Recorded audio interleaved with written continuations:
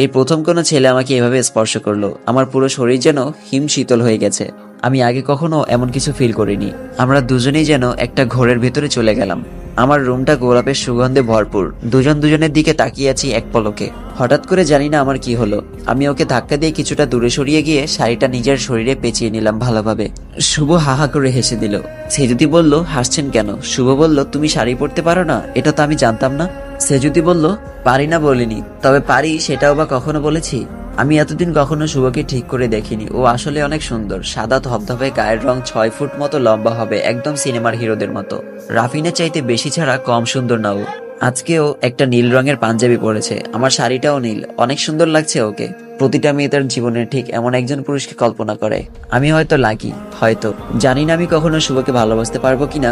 শুভ বলল, সেজুতি কি ভাবছে এত? এই সেজুতি। সেজুতি বলল, না না কিছু না। শুভ বলল, সেজুতি একটা পারমিশন চাইবো, দিবে? সেজুতি বলল, কি? শুভ বলল, তোমার শাড়িটা যদি আমি পরিয়ে দেই। সেজুতি বলল, আপনি? সেটা হয় না। শুভ বলল, ওকে ঠিক আছে, আমি দেখবো না, তুমি বরং আমার চোখে কাপড় বেঁধে দাও। সেজুতি বলল, সত্যি দেখবেন না তো? শুভ বলল, না। আমি বললাম, না থাক, আমি একাই পারবো। শুভ সাথে সাথে আমার কাছে এসে আমাকে হালকাভাবে জড়িয়ে ধরে বলল, আমার কি এতটুকু অধিকার নেই? তাই বলে ও আমাকে শাড়ি পরানো শুরু করলো চোখ বন্ধ করে।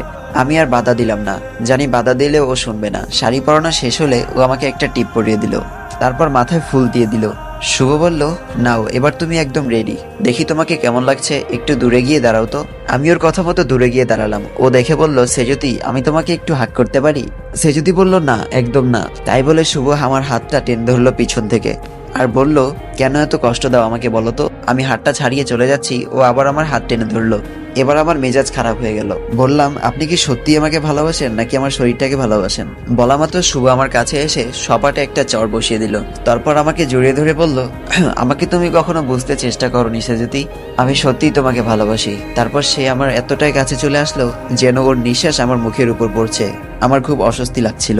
শুভ বলল, আমি যদি তোমার শরীর চাইতাম তাহলে ওই দিন রাতেই আমি ইচ্ছা করলে তোমাকে ভোগ করতে পারতাম, কিন্তু একটা কথা মনে রেখো সেজুতি, আমি ভালোবাসি তোমাকে। সেজুতি বলল, আমি আসছি, নিচে ওয়েট করছে সবাই। শুভ বলল, তুমি ভালোবাসো না আমাকে সেজুতি? সেজুতি চুপ করে রইল। শুভ বলল, তুমি কি অন্য কাউকে ভালোবাসো সেজুতি? সেজুতি বলল, ছাড়ুন আমাকে, আমার লাগছে। শুভ বলল, অন্য কাউকে যদি ভালো না বাসেন তাহলে আমি কাছে আসলে তোমার আপত্তি কিসের বলো? আমি শুভর কাছ থেকে নিজেকে ছাড়িয়ে চলে যেতে লাগলাম। ঠিক তখনই শুভ একটা ছুরি দিয়ে নিজের হাত কেটে ফেললো। সেজুতি আবার দৌড়ে এসে বললেন, কি করছেন কি? এতটা অবুঝের মতো কাজ করছেন কেন আপনি? ইস, কতটা হাত কেটে গেল, রক্ত বের হচ্ছে, দাঁড়ান আমি ফার্স্ট এড বক্স নিয়ে আসছি। শুভ বলল, রক্ত পড়ুক তাতে তোমার কি, তুমি তো ভালোবাসো না আমাকে। এই কথা বলে শুভ আবার নিজের হাত কাটলো ছুরি দিয়ে। তুমি যতক্ষণ না বলবে ভালোবাসি ততক্ষণ আমি হাত কাটতেই থাকবো। সেজুতি বলল, পাগল হয়ে গেছেন নাকি আপনি? শুভ বলল, হ্যাঁ পাগল। তুমি জানো আমি তোমাকে কত ছোটবেলা থেকে ভালোবাসি? জানো না তুমি? আমি শুধুমাত্র তোমার জন্য এত বছর নিজেকে প্রতিষ্ঠিত করেছি। বাবা মা আমাকে কত মেয়ে দেখিয়েছে, আমি শুধুমাত্র তোমার জন্য ওয়েট করেছি এতটা বছর। তোমার বড় আপু পুরো বিষয়টা জানতো। এখন তুমি যদি ভালো না বাসো তবে আমার বেঁচে থাকার আর কোনো মানেই হয় না। এটা বলে শুভ ছুরি নিজের পেটে ঢুকিয়ে দিল। রক্ত দেখে সেন্সলেস হওয়ার মতো অবস্থা। আমি দৌড়ে গিয়ে শুভর মাথায় কোলের উপর তুলে কাঁদতে লাগলাম। বাইরে গিয়ে সবাইকে ডেকে আনলাম। সবাই মিলে দরাদরি করে শুভকে হসপিটাল নিয়ে গেল।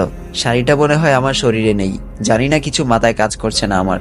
এদিকে সবাই আমাকে দোষারোপ করছে যে আমার জন্য আর শুভর এই অবস্থা, আমার জন্য আজ এই শুভ অনুষ্ঠানে বাধা পড়লো। চারিদিকে সবাই এসব বলছে। উফ, মাথাটা ফেটে যাচ্ছে। চারদিকের এত চাপ সইতে না পেরে আমি সেন্সলেস হয়ে পড়লাম হসপিটালের ভেতরেই। জানি না তারপর কি হলো। সেন্স ফেরার পর দেখলাম আমি নিজের রুমে শুয়ে আছি। রুমটা একদম ফাঁকা। নিচে গিয়ে দেখি শুভর বাবা মা আর আমার বাবা মা একসাথে বসে আছেন। আমি নিচে যাবার সাথে সাথে শুভর বাবা মা আমার দিকে এগিয়ে এসে আমার সামনে হাত জোর করে বলল, সেজুতি মা, তোর কাছে আমরা হাত জোর করে আমাদের ছেলের প্রাণ ভিক্ষা যাচ্ছি, তুই ফিরিয়ে দিস না আমার ছেলেটাকে। ও ভীষণ ভালোবাসে তোকে না পেলে হয়তো শুভ নিজেকে শেষ করে ফেলবে, তুই ওকে ফিরিয়ে দিস না মা। আমি বললাম, ছি ছি মামি, আপনি কেন হাত জোর করছেন? আপনি আমার গুরুজন, ক্ষমা তো আমার চাওয়া উচিত আপনাদের কাছে। আমি আসলে অনেক বড় ভুল করে ফেলেছি। শুভ যে আমাকে এত ভালোবাসে আমি বুঝতে পারিনি। শুভ এখন কেমন আছে মামা? আসাদ মামা বলল, অপারেশন সাকসেসফুল হয়েছে, ডক্টর বলেছে ভয়ের কিছু নেই। আমি বললাম, ঠিক আছে মামা, আপনারা চিন্তা করবেন না, শুভর সব দায়িত্ব আমার, আপনারা শুধু বিয়ের আয়োজন করুন। আমি উপরে এসে রেডি হয়ে রওনা দিলাম হসপিটালের উদ্দেশ্যে। হসপিটালে গিয়ে শুভর পাশে বসে ওর হাতে হাত রেখে শপথ নিলাম, আর যাই হোক আমি আর এই মানুষটার হাত কখনো ছাড়বো না। আমি আর আমার ভালোবাসা হারাতে চাই না। না। যে আমাকে ভালোবাসে না তার জন্য আর কষ্ট পাবো না আমি, আর চোখের পানি ফেলবো না আমি রাফিনের জন্য। এবার থেকে আমি শুধু শুভকে ভালোবাসবো।